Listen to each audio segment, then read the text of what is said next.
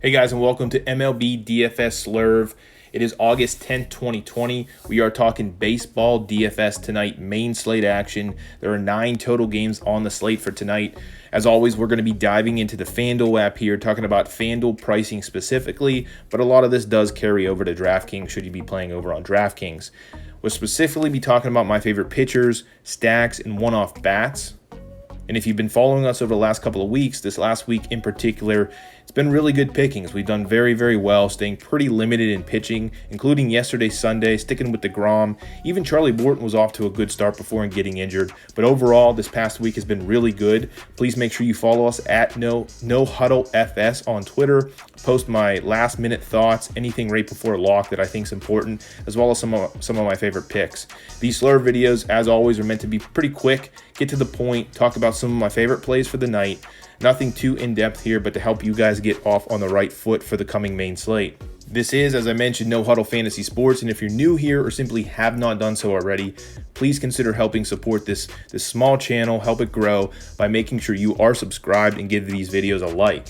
And so taking a look, as I mentioned, we're talking 9 total games on this main slate. It's a pretty interesting night, in my opinion. One of the more interesting nights over the past couple of weeks. We got a lot of pitchers that I do like. I've typically been narrow. I'll try to stay narrow tonight again, but I do like a lot of pitchers. There's a lot of good teams and stacks in good spots, a lot of good bats in play.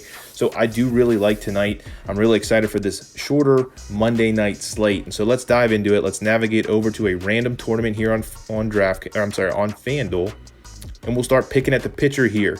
Now, you could, of course, pay up. Probably the best spot is Patrick Corbin tonight at 10-8.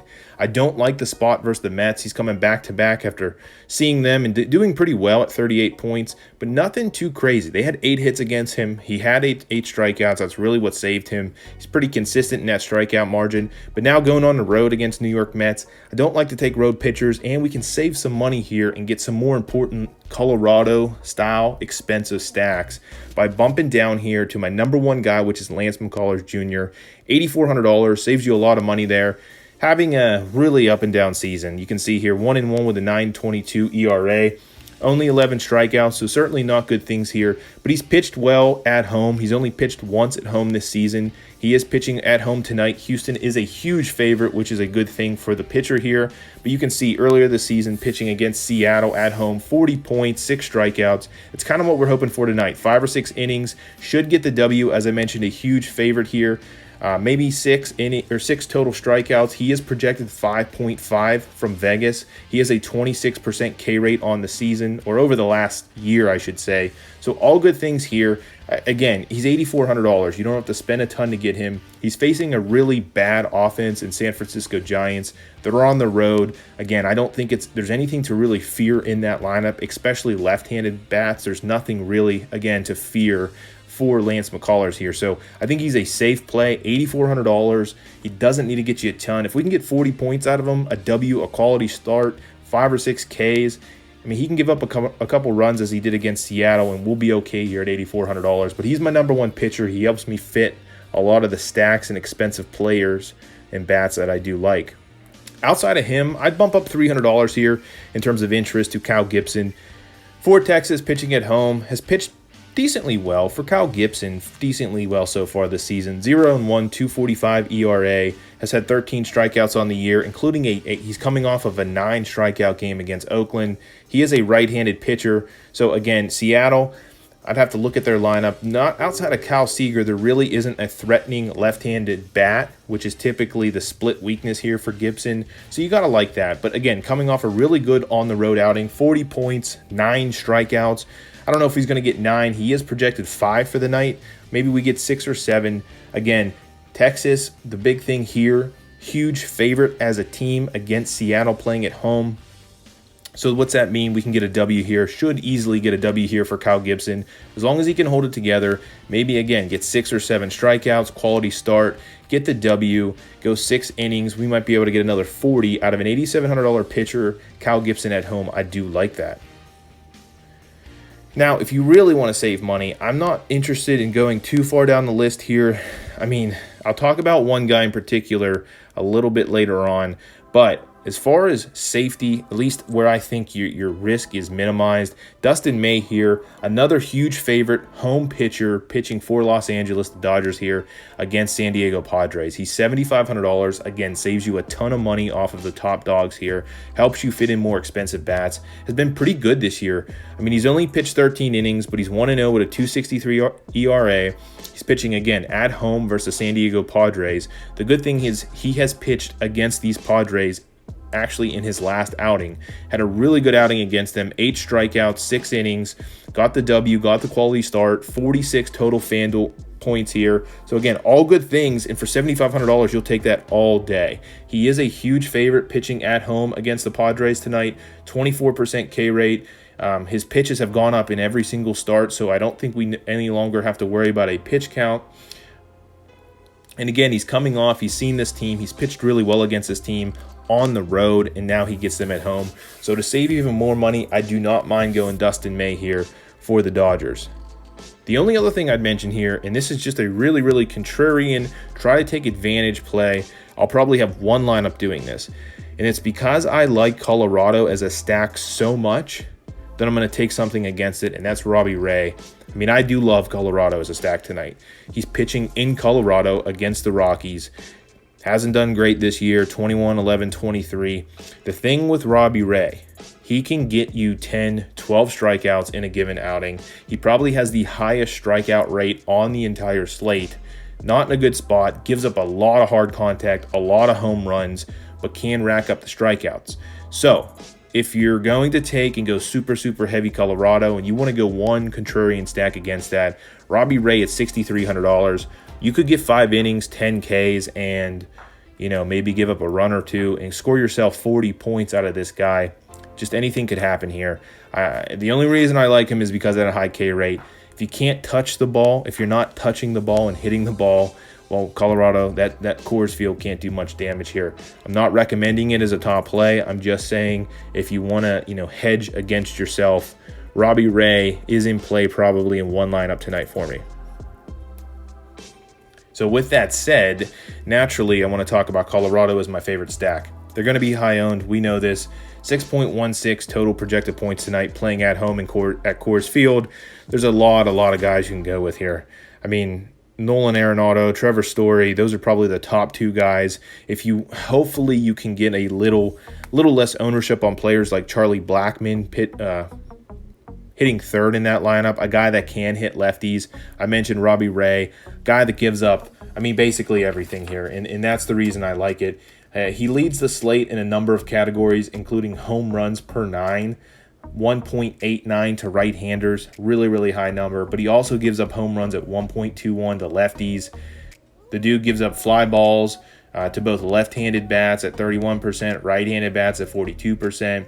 He gives up a really, really bad WOBA at 344 to right-handers, hard hit rate at 43% to lefties, 44%. Basically 45% to both lefties and righties. Puts the ball in the air all the time when people do make contact. Just not good things. If somebody's going to hit the ball high in the air, hit the ball hard, and they're just naturally going to give up a ton of home runs at Coors. So you got to like Colorado here. No reason not to play a lot of these guys. Chris Owings is probably your cheapest player that you can, get exposure to here. But in terms of their lineup, the lineup is out now. Murphy would probably be a lower owned guy. I'm not too nervous.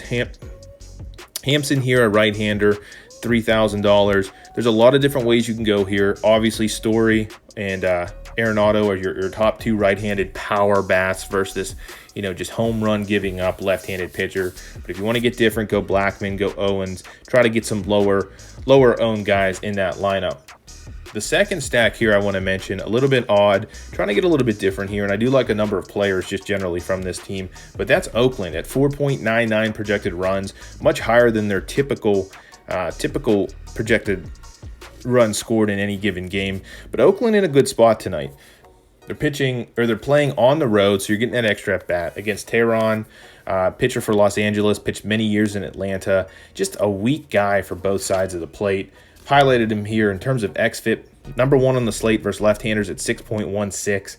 Not much better versus right-handers at 4.66. So very, very, very bad xFIP. Generally just showing he's not a good pitcher. Fly ball guy, 45% to left-handers, 37% to right-handers. Gets hit hard at 38% to right-handers, and pretty much the same to left-handers. So Tehran just he's an okay, average at best, inning-eating pitcher, but I think a really good situation here for a lot of powerful left-handed, right-handed bats. You have Matt Olson, you have Chapman, even Simeon, who's typically you want to take him versus left-handers, but generally is a power bat. There's a lot of different guys that you can go with in this lineup for Oakland that are going to round out a cheaper stack.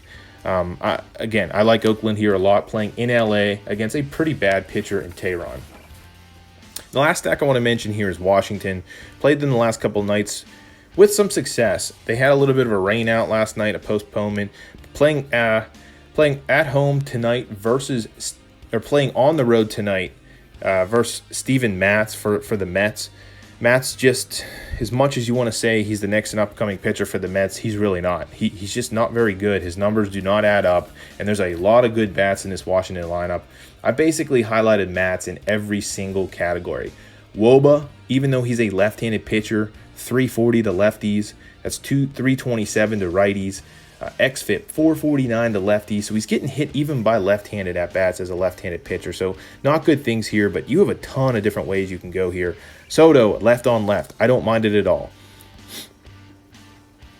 Cabrera, a guy that's a switch hitter. Don't mind that at all. There's some really cheap bats. Turner, of course. Going to get you stolen bases, hit the ball too. Castro, hitting third at $2,600. Howie Kendrick's probably in this lineup tonight. Let's check since it's already out. Maybe I have the wrong position for him. Yeah, Howie Kendrick hitting fifth. There's a lot of different ways you can go tonight. I really do like Washington against a below average guy that gives up a ton of home runs in Steven Matz in the Mets Stadium tonight, a place that's typically favorite hitter. So I do like Washington tonight as a standalone stack. With all that said, there's a number of random guys I do like. We can start at the bottom here since we need to save some money. Number one guy I want to mention, one of the funniest names in all of baseball, and that's Man Choi. First baseman, of course, for Tampa Bay. You can see here, $2,500. Gotta love that. Playing in Boston, playing against a very, very average pitcher who actually hasn't done very well this season. And Brazier, a right-handed pitcher, but $2,500. A guy, Man Choi, a switch hitter, has played really, really well. Actually, I think he's listed as a lefty here. He actually is a switch hitter, and he hit a home run, I believe, from both sides of the plate earlier this season. First time in his career. Just something interesting. But I do like him at $2,500, playing in that left-handed, favorable Boston stadium, or Boston Park. Another guy I wanted to mention at third base here is Candelario for Detroit. Detroit's been really putting a licking on the Pirates the last few days. Will they continue to do that against better teams? I don't know. But at $2,100, hitting fifth against Dallas Keuchel here, a guy that does not strike people out, puts the ball in play. He's been a good pitcher, obviously, especially over in the past.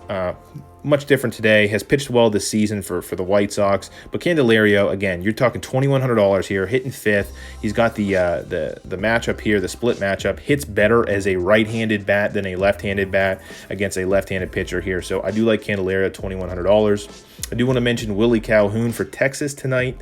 Let me navigate over to him. Again, $2,400 here. I think he's hitting third tonight for Texas. He is. $2,400, really can't beat that. Playing at home versus Texas helps support Cal Gibson if you're going to be playing him. Seattle is just a really, really bad team. You could also, I almost listed Texas as a stack tonight. There's just not enough name brand players on that team, in my opinion, right now to stack. But he hasn't hit much this season, but he's in a good spot versus Seattle. Dunn is not a very good pitcher. He probably will only last a couple innings, and you're going to get to that really bad Seattle bullpen. But he has that left-on-right matchup tonight against a starting pitcher, and only $2,400 helps you get in more expensive bats, pitchers, whatever you might need tonight. Bumping up a little bit here. I'm going right back to the well here. Loving Max Kepler this year. He's done really, really well. Only $3,700. Left on right here. Hauser has really been bad versus left-handed left-handed bats this year. He comes up on almost every major statistical category. WOBA 342, xFIP 448. Just not a very good pitcher. He gives up home runs per 9, doesn't strike out a ton of guys. All good things here. And Max Kepler's just been playing really well in my opinion. Look at all these stats. I mean, 22, 27, 28, 21, 12. Just keeps putting the ball in play, leading off for a really dangerous Minnesota team. I like Max Kepler as a one-off mid-tier play. Austin Meadows for Tampa Bay. This is a left-on-left matchup tonight, I believe, for him. But nonetheless, something I still really like. Oh no, left on right. So we're actually in a good spot here. Austin Meadows is a very good player. He's played very, very well. Battled some injuries with Tampa Bay, but since joining Tampa Bay from the Pirates at $3,400, just a really good price, playing in Boston. I'd already talked about Man Choi in Tampa. I really like Austin Meadows. Top of that lineup, number 1, should come around a few times to score as well as put the ball in play. JD Martinez, sticking with that same game. Anytime you can take JD Martinez versus a left-handed pitcher, especially one that's not going to strike anybody out, and that's the case here with Yarbrough, the left-handed pitcher for Tampa Bay. I do like JD Martinez. I think his price, he hasn't played well this season. 196 average, hasn't hit a home run tonight, but I think he's hitting a home run tonight. I really do. What I wanted to mention, though, is Yarbrough is just a guy versus left or right. 21% strikeout rate versus lefties, and it's 20% versus righties, so not a good strikeout rate. Lets the ball fly, 34% to lefties, 35% to righties. Basically, it just lines up simple with Martinez here. He's a right-hander versus a lefty, has crushed lefties for the most of his career. That's very evident. He's only $3,900. He's due for a home run. And Yarbrough, the pitcher he's matching up against, has a low K rate and gives up a lot of high fly balls. Another mid-tier guy, actually a little bit cheaper. I shouldn't have even mentioned him. At $3,100, Jock Peterson. I just keep going back to the well again with Jock Peterson. As long as he's leading off, I'm going to have interest in him. Projected 6 here, but he's led off the last couple nights against Perdomo. Left on right here. Don't know if he's faced him yet this year. We could go back and check, I guess. But $3,100, all the power in the world. Left on right, that's a split matchup. Guy can hit home runs. Playing at home, I do like Jock Peterson tonight. And then, of course, I already mentioned these two. If you're really going to spend a ton of money tonight, which I will be trying to do with these guys, you got to go with Trevor Story and you got to go with Nolan Arenado. They will be high owned, but man, it's tough to pass them out. Versus Robbie Ray, guy I mentioned, gives up home runs, gives up hard contact, gives up fly balls. He does strike guys out a lot, but that's really the story with him. And these two just mash lefties. They have tons and tons of power. So those are my favorite two guys, two expensive guys on the slate. In general, though, that's what we're looking at for tonight's slate. Again, 9-game slate, talking about FanDuel pricing here. Hope these short videos do help you guys, talking about some of my favorite plays here.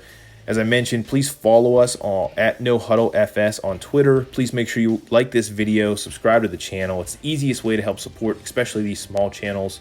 I do mention time and time again, Daily Fantasy Nerd is the optimizer I use. I've linked it down in the description below. Great optimizer. Lock a couple guys in, hit submit, and play that lineup in cash games. I can almost promise you it will cash. It's a great optimizer, as I mentioned. A lot of guys dedicated to making that optimizer really, really work well.